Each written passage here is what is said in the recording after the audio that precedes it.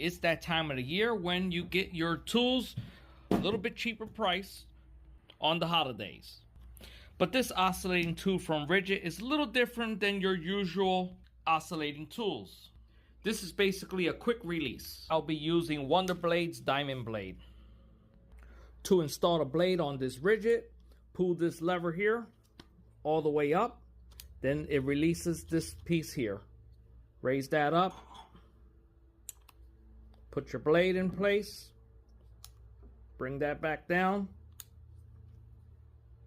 Lock it in place. That's not going nowhere. Grab your battery. Let's check the life. Nice. Turn on your oscillating tool from here. And here's how you adjust the speed.